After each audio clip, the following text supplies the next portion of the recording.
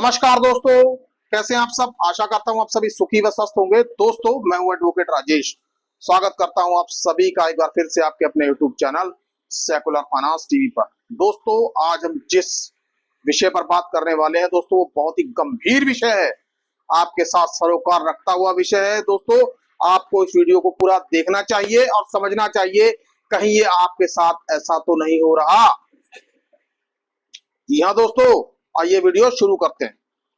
दोस्तों, जैसा कि आप सभी जानते ही हैं कि अभी डिजिटल लैंडिंग का जमाना चल रहा है। डिजिटल लैंडिंग के जमाने में लोगों को अनसिक्योर्ड लोन बहुत ही आसानी से मिल जाते हैं। दोस्तों, अनसिक्योर्ड लोन तो छोड़िए, अब सिक्योर्ड लोन भी बहुत जल्दी अप्रूव हो जाते हैं, सिर्फ आपके आधार कार्ड और पैन कार्ड के बेसिस पर।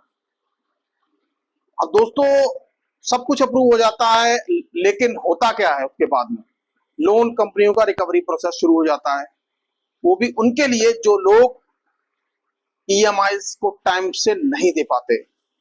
परिस्थितियां हैं, किसी के साथ कुछ भी हो सकता है, किसी के घर में किसी भी तरीके की कोई भी समस्या आ सकती है। विषम परिस्थिति कभी किसी को बताकर नहीं आती। और दोस्तों, विषम परिस्थिति का शिकार होने वाला व्यक्ति धीरे धीरे मल्टीपल लोन डिफॉल्ट के जाल में फंसता चला जाता है दोस्तों, और वैसा परेशान होता है कि उससे परेशान व्यक्ति शायद इस संसार में कोई नहीं है दोस्तों।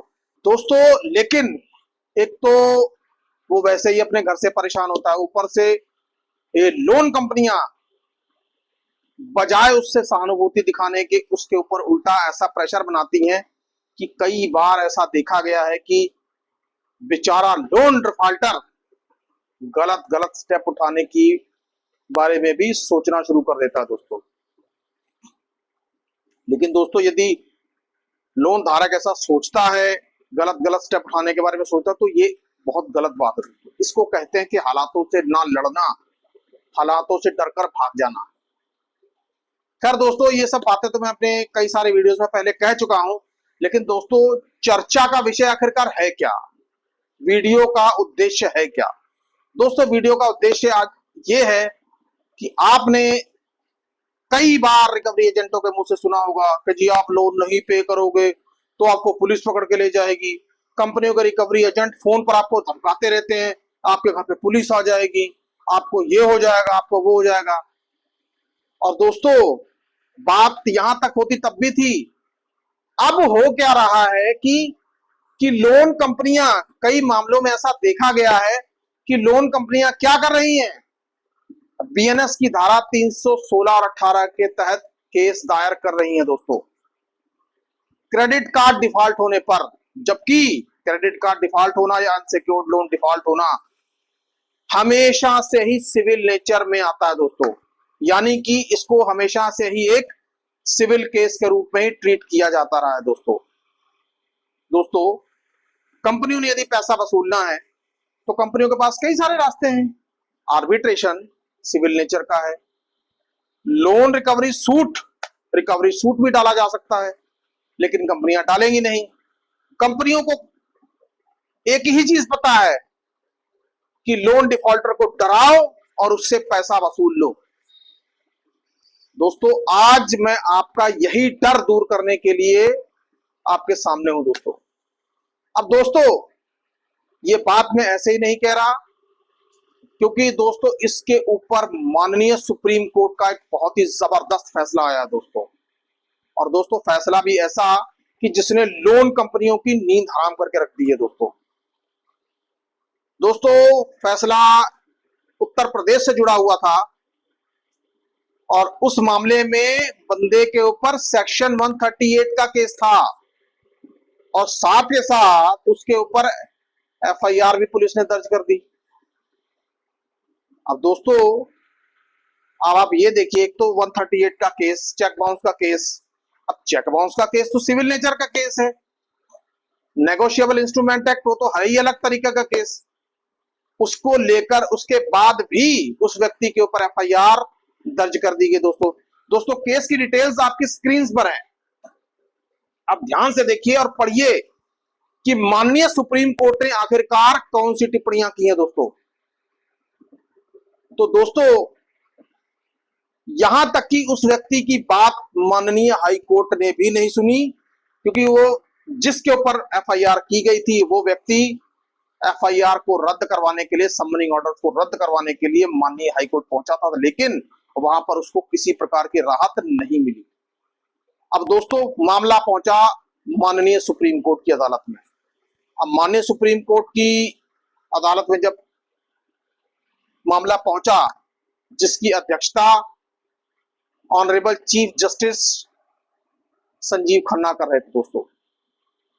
अब दोस्तों माननीय सुप्रीम कोर्ट के सामने जब ये मामला आया और माननीय सुप्रीम कोर्ट ने उत्तर प्रदेश सरकार पर बहुत ही जबरदस्त नाराजगी दिखाई और कुछ कमेंट्स भी किए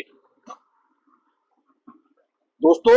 यहां तक कि माननीय सुप्रीम कोर्ट ने उत्तर प्रदेश के डीजीपी और उत्तर को भी तलब किया और उत्तर प्रदेश सरकार को फटकार लगाई कि आखिरकार उत्तर प्रदेश में ये हो क्या रहा है कि सिविल प्रकार के मामले अब क्रिमिनल मामले बना बनाकर किए जा रहे हैं दोस्तों सुप्रीम कोर्ट में दिया गया कोई भी फैसला पूरे भारत पर इफेक्ट करता है दोस्तों एक और जहां 138 का केस चल रहा था, उस 138 के केस को आगे उसके साथ कई और एफआईआर भी हो गई पर्टेनिंग टू 138 केस।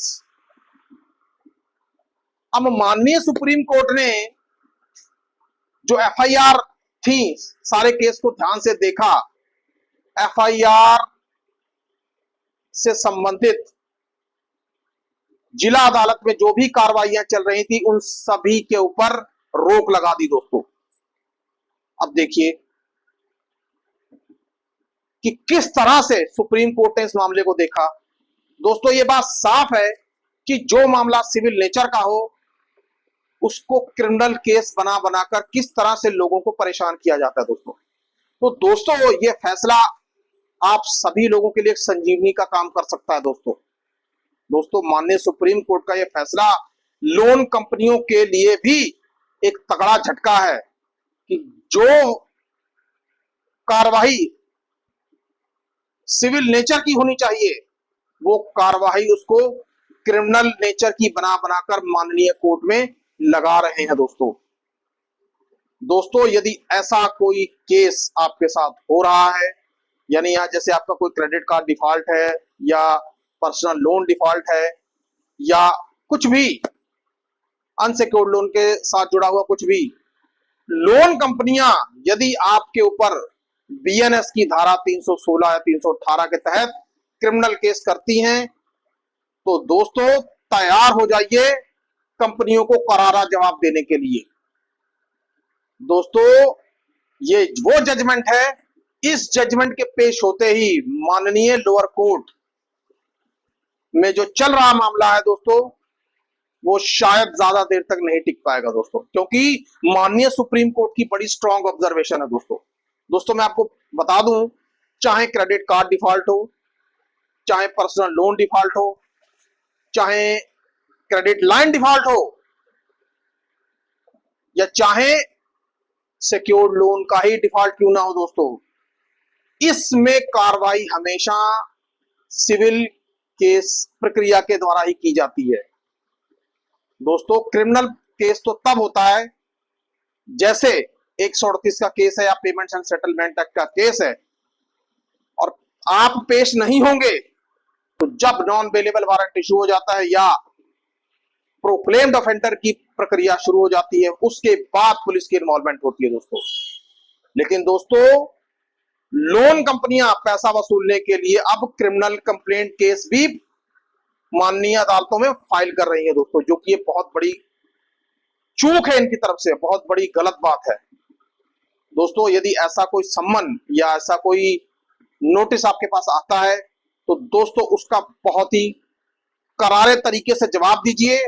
इस जजमेंट को अब सुप्रीम कोर्ट के इस जजमेंट को नोटिस के जवाब में भेजिए, साथ लगाकर भेजिए, ताकि लोन कंपनियों की अब आंखें खुल जाएं कि अब भले ही आपका लोन डिफॉल्ट हो गया है, आप लोगों को लोन कंपनियां मूर्ख नहीं बना सकती। हाँ, मूर्ख आप तब बनेंगे जब इस तरीके का नोटिस आएगा और आप डर कर बैठ जाएंगे, अब मैं क्या करूं, अब मेरे पे क्या होगा, अब मेरा क्या होगा। अगर आप ये सोच के बैठ जाएंगे तो वाकई में आप मूर्ख हैं। लेकिन दोस्तों, जब आप अपने अधिकारों को जानेंगे, जागेंगे, उसके ऊपर कार्रवाई करेंगे, तो दोस्तों आप मूर्ख नहीं स्मार्ट कहलाएंगे। और दोस्तों, मुझे मालूम है कि मेरा व्यूअर स्मार्ट ही है। दोस्तों, मुझे बड़ी खुशी होती है इस बात की कि मैं अपने व्यूअर्स को अपनी बात समझा पाने में कामयाब हो जाता हूं। तो दोस्तों, सबसे पहले तो ये जान लीजिए, जो माननीय सुप्रीम कोर्ट का जो फैसला है, ये फैसला अब लोन कंपनियों के ऊपर तो भारी पड़ने वाला है दोस्तों। और दोस्तों, आप अपने अधिकारों को जानिए। आपके साथ यदि कुछ गलत हो रहा है, तुरंत प्रभाव से रिएक्ट करिए, अपने वकील से संपर्क करिए। यदि आपके पास कोई एडवोकेट नहीं है, रिप्लाई देने के लिए कोई एडवोकेट नहीं है, तो आप हमसे कह सकते हैं, हमारी सर्विसेज ले सकते हैं दोस्तों। क्योंकि दोस्तों, हमने आप लोगों के लिए सबसे सस्ती सर्विस कर रखी है दोस्तों। क्योंकि दोस्तों, इस चैनल का एक ही उद्देश्य है कि आप लोगों के साथ खड़े रहना है लोन कंपनियों की ज्यादतियों के खिलाफ। लेकिन दोस्तों, मैं एक बात और कहूंगा यहाँ पे कि यदि आपने लोन कंपनियों से पैसा लिया है, लोन लिया है, तो दोस्तों पैसा चुकाइए जरूर। क्योंकि दोस्तों, मैं अपने वीडियोस में ऐसा कभी नहीं कहता कि लोन कंपनियों का पैसा मत दीजिए। क्योंकि दोस्तों, लोन कंपनियों ने जब आपको पैसा दिया था, उस वक्त जरूरत आपकी थी। तो दोस्तों, आपका भी फर्ज बनता है, चाहे सेटलमेंट माध्यम से ही सही, कैसे भी सही, आप लोन कंपनियों का पैसा चुकाएं। और दोस्तों, यकीन मानिए, कर्ज मुक्त होने की से जो शांति मिलती है, उससे बड़ी शांति दुनिया में कोई नहीं होती दोस्तों। माना कि आज आपका टाइम ठीक नहीं है, जब कल ठीक हो तो पैसा दे दीजिए। दोस्तों, आई होप आपको आज माननीय सुप्रीम कोर्ट के द्वारा दिया गया जो फैसला है, उसके ऊपर जो कुछ बातें मैंने आपको समझाई है, शायद वो आपको समझ में आ गई होंगी। और दोस्तों, आपको पता चल गया होगा कि अब आपको करना क्या है। दोस्तों, आपसे विनम्र निवेदन है, इस वीडियो को ज्यादा से ज्यादा शेयर करें, ज्यादा से ज्यादा फैलाएं, ताकि लोग जागरूक हो, अपने अधिकारों को जाने और अपने हक के लिए लड़ सकें। सुखी रहिए, स्वस्थ रहिए। जय हिंद, जय भारत।